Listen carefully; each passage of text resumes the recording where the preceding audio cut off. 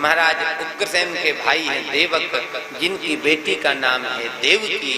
उन्हीं देवकी का विवाह है महाराज सूरसेन के पुत्र वसुदेव के साथ हुआ। अब महाराज चचेरी बहन के विवाह में कंस गया और कंस ने थोड़ी भेंट दी बहन के विवाह में, तो लोगों ने कहा भैया कुछ भी कहो, कंस दुनिया के लिए दुष्ट होगा लेकिन अपनी बहन से कितना प्रेम करता है। अब तो लोगों ने जय जयकार करी, तो इस दुष्ट ने देखा भैया अच्छा मौका है वाहवाही लूटने का, इसने और भेंट की और महाराज सारथी को हटा दिया, स्वयं रथ में बैठ करके देवकी को विदा करने लगा। और जैसे देवकी को विदा करने लगा तो देवताओं ने सोचा अगर ये दुष्ट संत बन गया तो फिर भगवान का जन्म नहीं होगा, क्या करना चाहिए? बोले दुष्ट की दुष्टता प्रकट करना चाहिए। तुरंत आकाशवाणी हुई, अरे कंस, जिस बहन को तू बड़े प्यार से विदा कर रहा है उसी बहन का 8वां लाल तेरा काल। अस्यास्त्वामष्टमो गर्भं हन्ताया वही से बुधा। इसी का 8वां लाल तेरा काल होगा। कंस ने तलवार निकाल ली और देवकी को जैसे मारने लगा तो महाराज आनप दुंदुभी वसुदेव जी कहते हैं, महाराज मृत्यु जन्म बतां वीरा देहेन सहजायते। राजन, मृत्यु मनुष्य के साथ प्रकट होती है, इसलिए तुम इनको मत मारो। एक बात बताओ, तुम्हें देवकी से डर है या देवकी के 8वें लाल से? तब कंस कहता है मुझे देवकी से कोई डर नहीं, मुझे डर है तो देवकी नंदन से। तुरंत जेल में डाल दिया वसुदेव देवकी को और महाराज एक एक करके 6 बालकों को मारा है। 7वें में साक्षात बलराम जी आए हैं और 8म में स्वयं भगवान पधारे हैं। प्रकृति ने मेरे गोविंद का स्वागत किया है। आइए हम भी थोड़ा 2 मिनट कीर्तन करके भगवान का स्वागत करें तो तुरंत आनंदोत्सव। हरि स्वागतम कृष्णा शरणागतम कृष्णा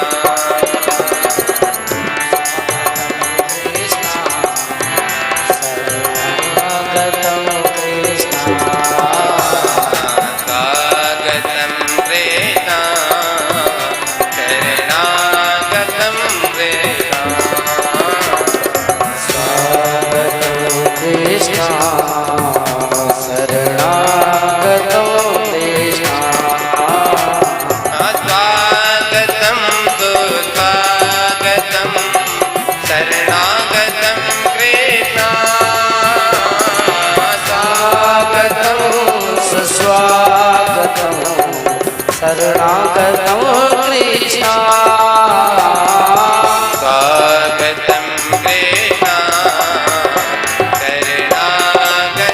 कृष्णा।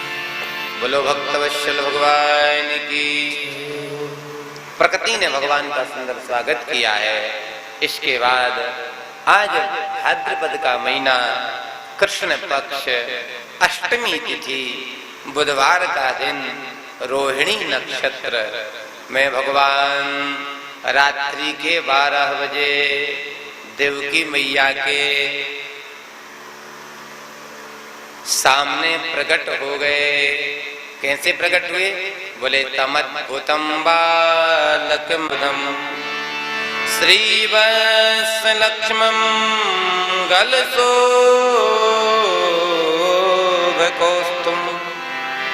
पीतांबरं सांद्रिपयोदसौभगम्। आज भगवान पीतांबर को धारण करके प्रकट हुए हैं और जैसे ही भगवान प्रकट हुए हैं तो शंख चक्र गदा पद्म हाथ में लिए हैं और भगवान प्रकट हुए हैं। देवकी मैया से कहते मैया बाबा से कह दो मैं प्रकट हो गया। तो देवकी मैया कहती एक बात बताओ, आप पुत्र बन के आए हो या पिता बन के? भगवान बोले मैं पुत्र बन के आया हूं। तो मैया कहती तुम कहीं से पुत्र नहीं लगते हो, सब जगह से पिताजी लगते हो। अब तो महाराज ये भैया गेट बंद कर दो बाहर से, विष्णु इसका लॉक लगा दो, बस ना रहेगा बांस ना बजेगी बांस, कोई बात नहीं, आराम से। ऐसा जब घर वालों को बच्चों की खबरें नहीं आती कि रोके टोके। अब शांति पूर्वक कथा को सुनो। घर से तो आए हैं कथा सुनने के लिए और यहाँ कमरे में घुसे रहते हैं, काहे को आए हुए? और ऊधम मचाए बच्चे तो पकड़ के कान गेट के बाहर कर दो, शांति तो बैठना है ना।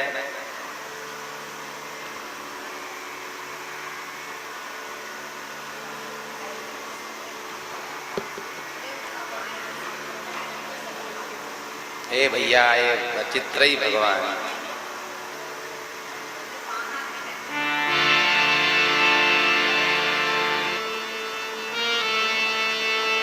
आज भगवान प्रकट हुए हैं।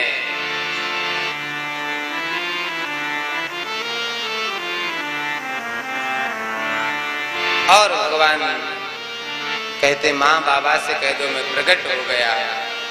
तब महाराज भगवान से मैया कहती है कि बताओ तुम पुत्र के रूप में आए हो तो आप बालक बन जाओ। बभूवः प्राकृतः शिशु।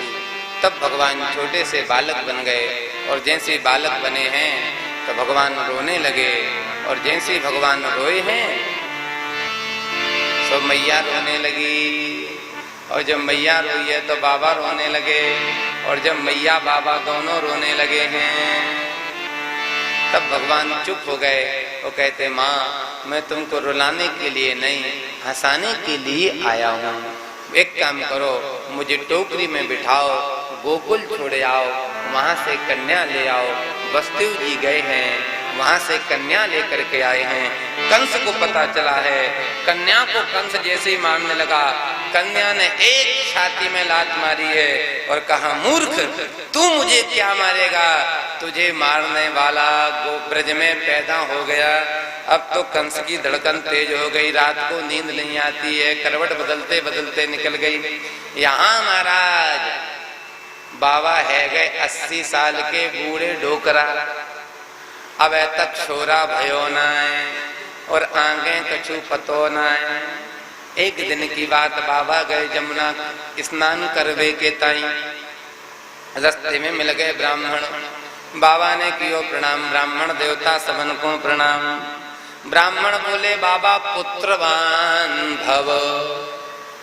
नंद बाबा बोले पंडित जी आशीर्वाद हिसाब किताब से दो, 80 के है गए अबे तक तो भयो ना और तुम कह रहे पुत्रवान। ब्राह्मण बोले बाबा हमने आशीर्वाद दियो है तो छोरा जरूर होगो। सब ब्राह्मण गर्गाचार्य जी के पास गए। गर्गाचार्य जी बोले खीर मालपुआ खाओ और गोपाल मंत्र को 1.25 करोड़ जाप करो। और जैसे ही ब्राह्मणों ने 1.25 करोड़ मंत्र को जाप किया सोई 80 साल की बूढ़ी मैया है गई गर्भवती। अब मैया जैसे हुई गर्भवती तो बाबा की खुशी को ठिकाना ना है। बाबा ने सोचो अब जसोदा है गई गर्भवती तो घर को काम कौन करेगा। सोई बाबा दौड़े दौड़े गए कहाँ, अपनी बहन सुनंदा के यहाँ। और बहन सुनंदा से बोले बहन जी घर को चलो। सुनंदा जी बोली कहा बात, आज तुम बड़ो खुश दिख रहे हो। अरे बहना कहा बताऊं, तेरी बाबी गर्भवती है।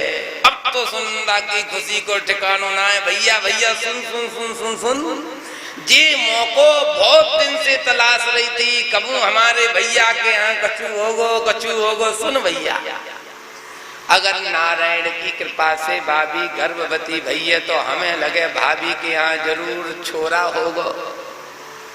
और ये बता पहले, अगर भाभी के यहाँ लाला होगो तो तू मोखों का देगो।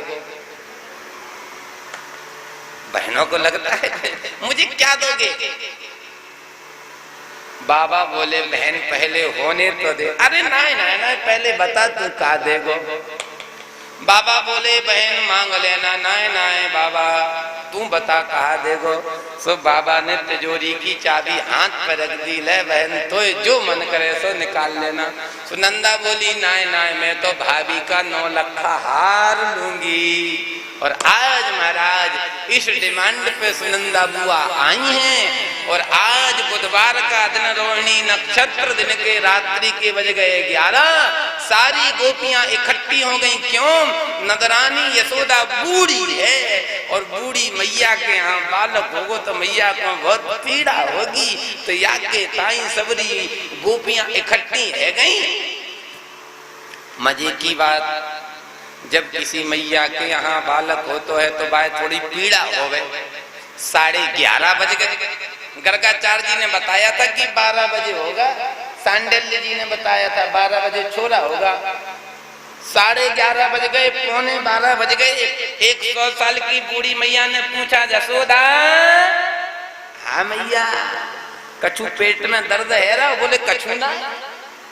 तो बूढ़ी मैया बोली हमारो अनुभव है कि आज ना होगो। फिर अरे फिर होगो। चलो चलो जगो मत सब सो। यशोदा तू भी सो जा। अब मैया आंखों सुबह के सबरी गोपियां चली गई सोने के लिए। भागवत जी में लिखा है सुतम यशोदा सहने निधाया। मैया स्वयं सो गई। मैया ने भी आशा छोड़ दी। लगे आज ना होगो। पर महाराज नंद बाबा सोच रहे सांडिल्य जी झूठ ना बोल सके। कहा करना चाहिए आफत की घड़ी में भगवान को स्मरण करना चाहिए। तो नंद बाबा ने अपनी गोमुखी माला ली और चले गए गौशाला में बैठ के भगवान नारायण को जप कर रहे हैं। नारायण यशोदा बुद्धि है लाला जल्दी से है जाए कछु पीड़ा ना हो। और इस नारायण मंत्र का जप कर रहे भैया। और जैसे ही बजे रात्रि के 12 सोई कन्या हो गई प्रकट। और बसदेव जी आए हैं लाला को छोड़ गए और कन्या को ले गए। यहाँ सुनंदा बुआ आई थी कि अगर भैया के यहाँ छोरा होगा तो 9 लाख का हार भाभी को मुंह को मिलेगा। और सुनंदा स्वयं सो गई थी तो सबसे पहले सुनंदा की खुली नींद। अरे आज तो भाभी के कछु हो न। तो सुनंदा दौड़ी दौड़ी गई तो क्या देखती है यशोदा तो सो रही हैं। और यशोदा मैया के बाजू में एक नील कांति का बालक झीनी झीनी चदरिया में लिपटा हुआ पड़ा। और जैसे ही सुनंदा बुआ ने उस छोटे से शिशु को देखा। अब तो सुनंदा बुआ कह रही है भगवान नारायण हे शंकर जी मैंने जितने सोमवार के व्रत किए हूँ तो सारे व्रतों का फल यही चाहती हूँ कि ये लाला हो लाली ना हो। अब तो सुनंदा बुआ ने धीरे से चदरिया उठाई फिर ढक दी। राम राम राम राम राम राम लाला हो। फिर उठाई फिर ढक दी फिर उठाई फिर ढक दी। धीरे से आंख बंद करके जैसे चदरिया उठाई और देखा लाली ना ये तो लाला है। सुनंदा की खुशी का ठिकाना नहीं। अब तो भैया सुनंदा खुशी के मारे भागी है और चिल्लाई है हेगो हेगो हेगो हेगो हेगो हेगो हेगो हेगो हेगो हेगो हेगो हेगो हेगो हेगो हेगो। तो जितने सो रहे थे सबरे जग गए। कहा भयो? सुनंदा बोली कछु नाय भयो। तो काय को चिल्लाई रही? पहले ये बताओ नंद बाबा कहाँ हैं? सोई महाराज बोले बाबा बैठो है अथाई पे। अथाई पे कहाँ कर रहे हो? अरे गौशाला में जाके देख। और जैसे ही सुनंदा बुआ गई है तो पुत्र की खुशी में नंद बाबा मंत्र को जपना ही भूल गए। माला पे जपना चाहिए नारायण नारायण नारायण। तो बाबा माला पे क्या जप रहे? नारायण नहीं जप रहे। अबे तो भयो ना एक गुड़िया सटका दियो। अबे तो भयो ना आगे पतो ना। अबे तो भयो ना आगे पतो ना। ऐसे कह रहे थे। इतने में सुनंदा आई और बाबा के पास कहती बाबा बधाई हो बाबा तो हो जाते, अरे बहना कहा भयो जल्दी बता। सुनंदा बोली पहले तिजोरी की चाबी ला।